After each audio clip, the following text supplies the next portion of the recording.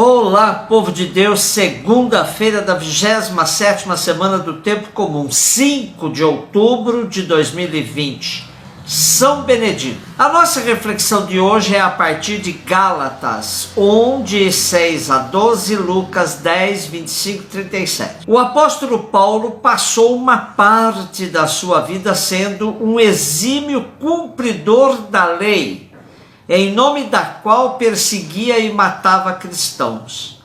Depois que se converteu, percebeu o mal que uma pessoa podia fazer sendo submissa à lei.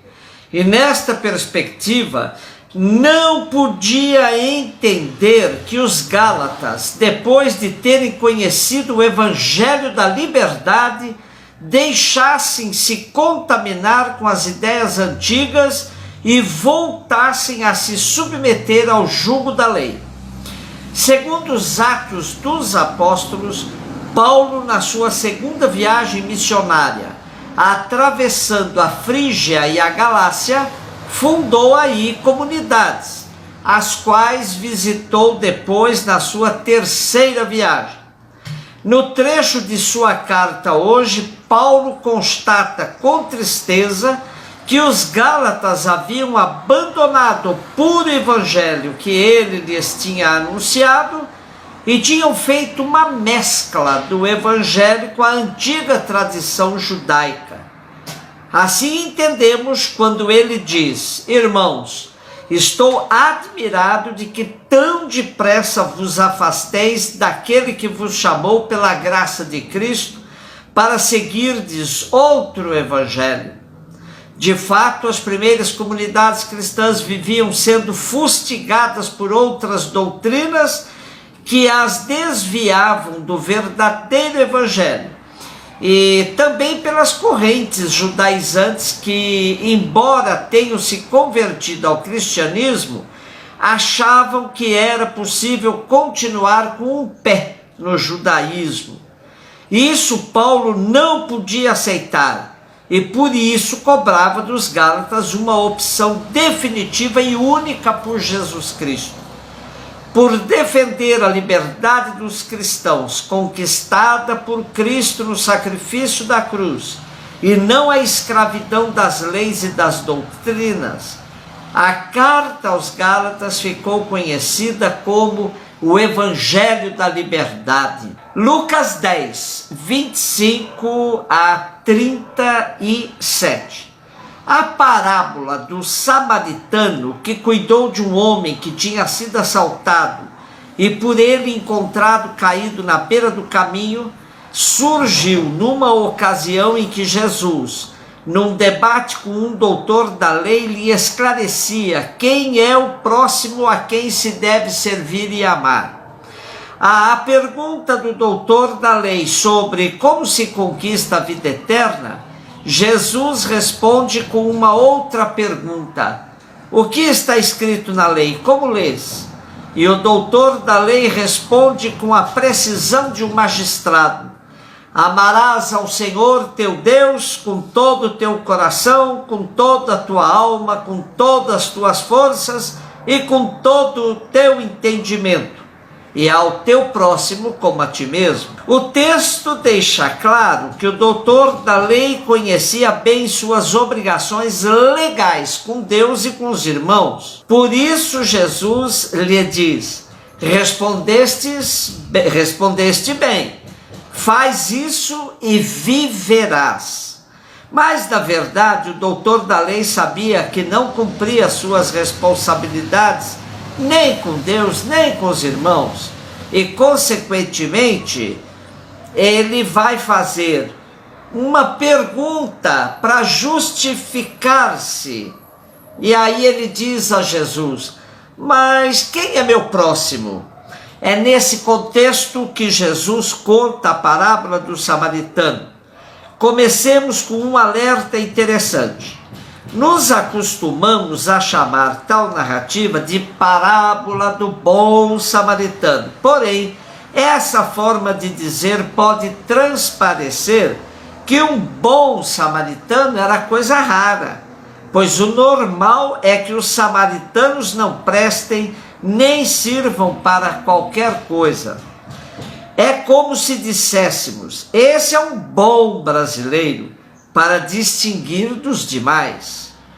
Como os títulos das perícopes não fazem parte da palavra revelada, é melhor chamar essa parábola como a parábola do samaritano, simplesmente. E para entendermos melhor, vejamos o cenário da parábola. A estrada que de Jerusalém leva a Jericó tem um percurso cheio de curvas, onde facilmente se escondiam salteadores. O homem assaltado e agredido é visto por um sacerdote e um levita, que passam sem se importar, indiferentes. Porém, o protagonista da parábola é um samaritano, homem desprezado e até odiado pelos judeus. Jesus o descreve muito bem: cheio de compaixão, aproxima-se do homem caído, trata-lhe as feridas com vinho e azeite, alivia-lhe as dores e o coloca em seu cavalo e o leva para a pensão, onde, à sua custa, ficará até sua plena recuperação. O samaritano partilha tudo o que tem naquele momento e ainda deixa garantido que cobrirá qualquer gasto a mais que o hospedeiro tiver com o homem que ele encontrou caído no caminho, do qual não perguntou nem seu nome nem procedência. Posto isso, Jesus faz uma pergunta ao especialista da lei: qual destes três, o sacerdote, o levita e o samaritano, te parece ter sido próximo daquele homem? As parábolas de Jesus não deixam margem para escamoteações, e o doutor da lei, carregado de preconceitos contra os samaritanos, é obrigado a reconhecer que os seus compatriotas judaicos, sacerdote e levita, foram omissos, e o samaritano é quem entendeu mesmo quem era o seu próximo. Jesus então diz ao doutor: vai e faz tu também o mesmo, deslocando totalmente o centro da questão. Não se trata de saber quem é nosso próximo, porque toda criatura humana o é.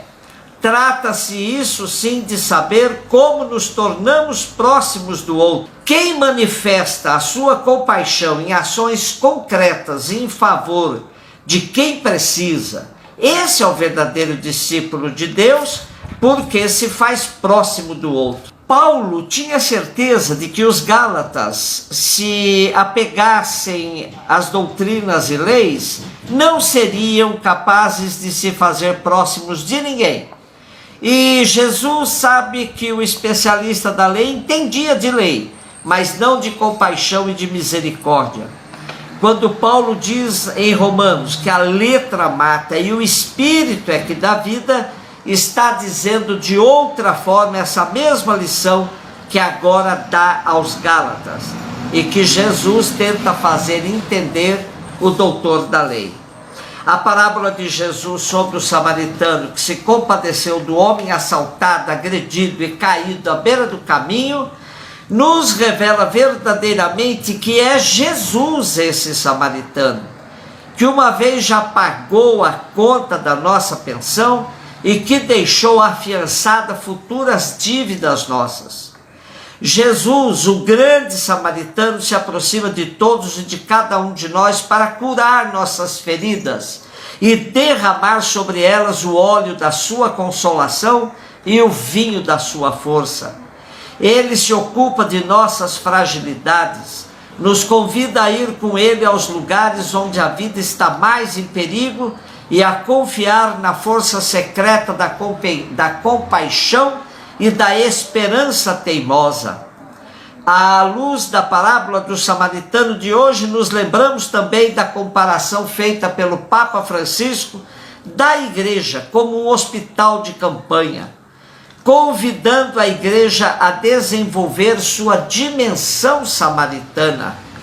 A igreja, que sempre fez assistência sanitária, social e filantrópica, precisa ampliar sua ação e como um hospital de campanha fazer diagnósticos, atenção aos sinais dos tempos para ver os caídos nos caminhos da história, fazer prevenção, criar um sistema imunológico contra o vírus do medo, do ódio, clericalismo, populismo, do nacionalismo e do fundamentalismo, e cuidar da convalescência, ultrapassando os traumas do passado com o perdão e misericórdia. São Benedito, rogai por nós. Um beijo no seu coração.